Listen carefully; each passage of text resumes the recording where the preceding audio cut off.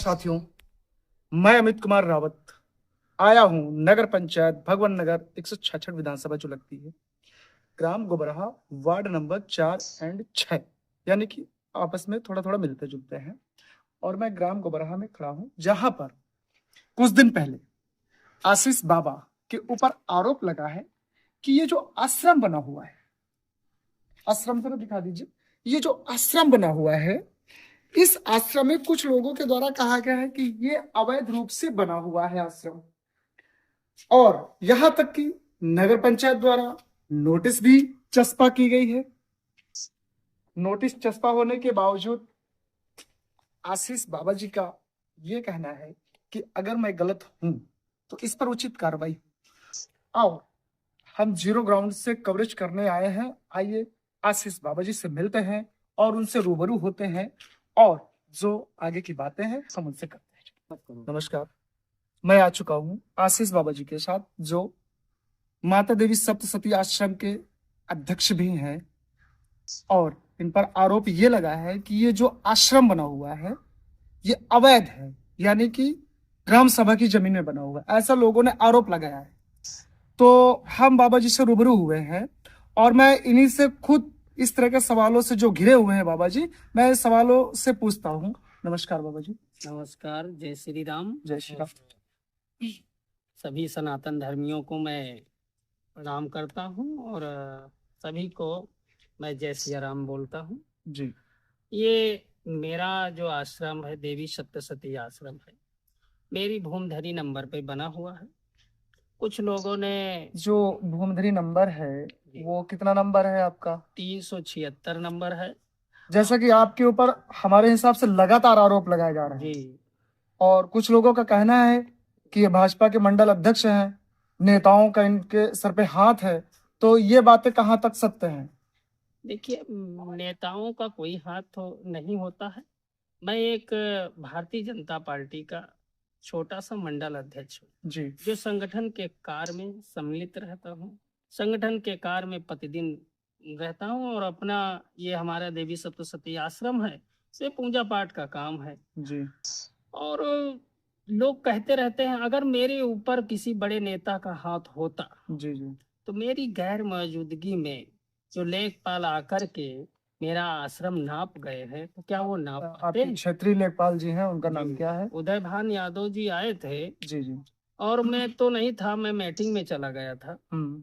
और वो आकर के मेरा आश्रम नापे हैं जी। और नापे हैं। तो नापने के पहले हमारे हिसाब से तो जो संविधान की धारा है, संविधान के अनुसार है, तो हमारे हिसाब से अगर जो विवादित जमीन होती तो उसके पहले संबंधित जो व्यक्ति होते उनको सूचना भेजी जाती है। तो क्या ऐसा आपको सूचना दी गई? उन्होंने फोन करके हमसे बताया जब हम यहाँ से आश्रम से निकल गए थे जी। कि बाबा जी मैं आपका आश्रम नापने आ रहा हूँ। अमृतलाल ने कोई एप्लीकेशन दिया है जी। जी। तहसील दिवस में। तो हमने कहा कि आज तो मैं मिल नहीं पाऊंगा, इसलिए संगठन के कार्य से मैं जा रहा हूँ। जी। जी। और अगर आपको बहुत जल्दी ना हो तो कल आ जाइए या नेक्स्ट टाइम आ जाइए और नाप लीजिए आके। परंतु उन्होंने मेरे गैर मौजूदगी में नापा और जुज भाग उन्होंने दर्शाया अपनी रिपोर्ट में।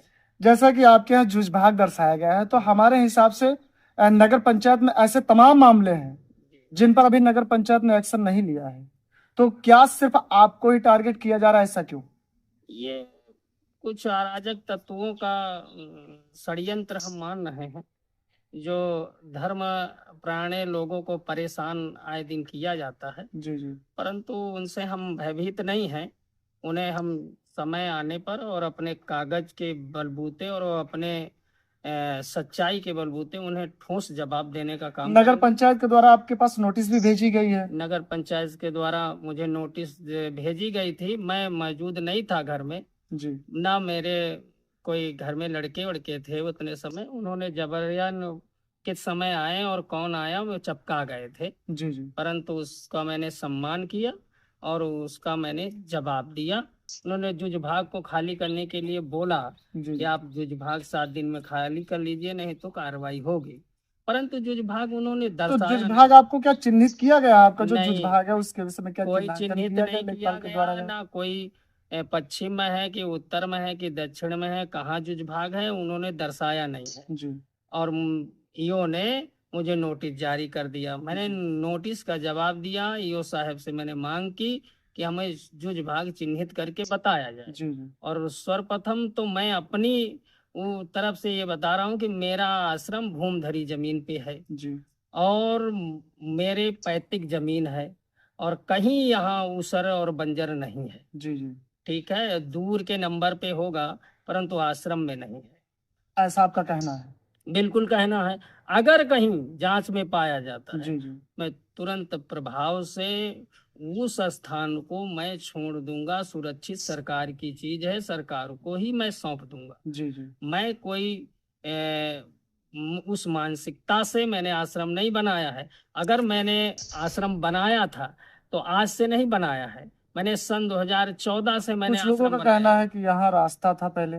कोई रास्ता नहीं है, ना नक्शे में दर्ज है। यहाँ मेड़े थी, ये खेत है और ये खेत जोते बोए जाते थे। जी जी परंतु मैं आश्रम, मुझे धर्म के प्रति हमेशा निष्ठा थी और भगवती की साधना और साधक हूँ मैं। जी और जी भगवती की साधना मैं घर में करता था, पूजा पाठ करता था। तो मुझे धर्म के प्रति जागरूकता या उनके प्रेरणा हुई माता जी की कि मैं मंदिर बनवाया जी जी और मैंने अपने ही पैतृक खेतों में बनवाया।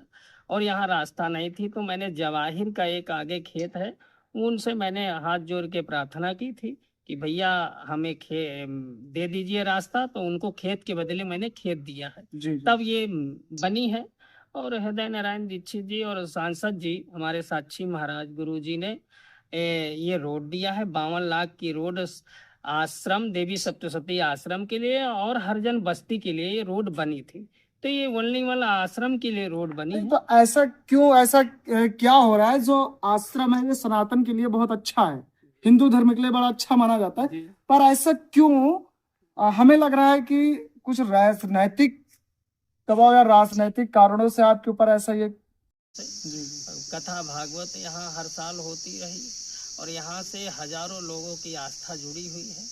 ठीक है, अराजक तत्वों ने प्रयास किया है अपना, मैं मुंह तोड़ उन्हें जवाब दूंगा। जी जी और मेरा भूमधरी नंबर है और मैं कहीं भी उनसे दबने वाला नहीं जैसा कि हूँ। आपने नोटिस का जवाब दिया है कि साथ जवाब दिया है, अगर वो जवाब आपको नहीं देते हैं जी तो इस पर क्या आप उचित निर्णय लेंगे? बिल्कुल लेंगे। मैं न्यायालय में जाऊंगा और ईओ के खिलाफ मैं मुकदमा दर्ज करवाऊंगा, इसलिए कि वो राजनीतिक दबाव में आकर के मुझे नोटिस किया है। और ये अंडरग्राउंड भगवंत नगर में ये जमीन नहीं पाई जाती है। जी ये काश्तकारी जमीन है और मैं पैतृक जमीन में बना रखा हूँ। जी जी मैं 60 नंबर की आवाज उठाई थी, एक उसर है जिसमें मकान प्लाटिंग करके लोग बेच लिया है। उसमें बेदखली का आदेश भी मेरे पास आर्डर है। जी इन लोगों ने कभी चस्पा नहीं किया। खेल मैदान और खेल फर्म जो हटिया मेला में जी और 17 नंबर गाटा में जी मैंने कई बार शिकायत किया। उसमें भूमाफियों ने कब्जा कर रखा। टाउन एरिया के ईओ ने कभी कोई कार्रवाई नहीं की। ये केवल राजनीतिक दबाव में आकर के और कुछ अराजक तत्वों के द्वारा मुझे प्रताड़ित किया जा रहा है। मैं धर्म का झंडा हमेशा ऊंचा रखूंगा। मैं इनसे भयभीत होने वाला नहीं हूँ। मैं भारतीय जनता पार्टी का सच्चा सिपाही हूँ। मैं दायित्वधारी हूँ, मैं नेता नहीं हूँ। मैं संगठन का एक दायित्वधारी कार्यकर्ता हूँ, मैं नेता नहीं हूँ। और मैं कभी नेता नगरी नहीं करता। मैं कहीं भी किसी को अपने पद के द्वारा कोई दबाव नहीं करता हूँ। मैं जनता से भाईचारे के नाते रहता हूँ और जनता के बीच में काम करता हूँ। संगठन ने मुझे मंडल अध्यक्ष बनाया है तो कोई गुंडागिरी करने के लिए थोड़े बनाया। और संत कहाँ गुंडागिरी करते हैं? अगर गुंडागिरी करे तो संत कैसा? संत तो धर्म का रक्षक होता है वो। जी, ये अराजक तत्व हैं जो भूमाफिया स्वयं है। जी जी और मैंने भूमाफियों के खिलाफ गौचर जमीन में मैंने हाई कोर्ट में अपील कर रखा है। उन भूमाफियों का षड्यंत्र है जो मुझे परेशान किया जा रहा है। और मैंने हाई कोर्ट में देवी सप्तशती आश्रम की संस्था द्वारा मैंने भूमाफियों के खिलाफ जो गौचर जमीन को बेच लिया है और वो कम से कम 5-6 करोड़ की जमीन है और 21 रजिस्ट्री उन्होंने कर दिया है, उसको बेच लिया है। गौचर जमीन है, तालाब की जमीन है, भूमाफियों ने बेच लिया है। उसके खिलाफ जो मैंने आवाज उठाई है, उसके लिए भूमाफियों ने मेरे पीछे पड़ करके मुझे परेशान कर रहे हैं। और मैं भारतीय जनता पार्टी का कार्यकर्ता हूं। मैं अपनी सरकार से अपील करता हूं कि उन भूमाफियों की जांच करवाए, और मैं अगर गलत हूं तो मैं अपना मंडल अध्यक्ष का पद भी उसी वक्त मैं त्याग दूंगा और इस आश्रम को छोड़ के चला जाऊंगा। अगर मेरा आश्रम गलत जगह में बना है तो मैं छोड़ने के लिए तैयार हूं। कई बार आप लोगों के द्वारा मेरी बाइक ली गई, आगे भी मेरे आश्रम की नाप कराई गई, पर कुछ नहीं पाया गया।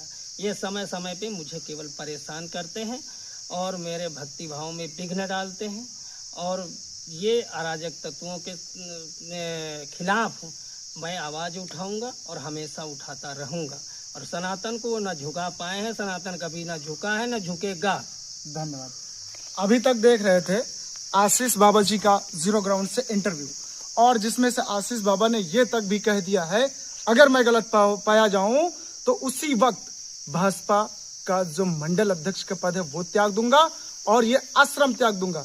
आशीष बाबा सिर्फ इनको इसलिए प्रताड़ित किया जा रहा है, इनका कहना यह है कि मुझे इसलिए प्रताड़ित किया जा रहा है क्योंकि मैं समाज के लिए लड़ रहा हूं और जो गरीबों का हक खा रहे हैं उनकी आवाज में उठा रहा हूं, इसलिए आशीष बाबा जी को प्रताड़ित किया जा रहा है। धन्यवाद। देखते रहिए यूपीएन टीवी के साथ अमित रावत और राजन कसेरा। धन्यवाद।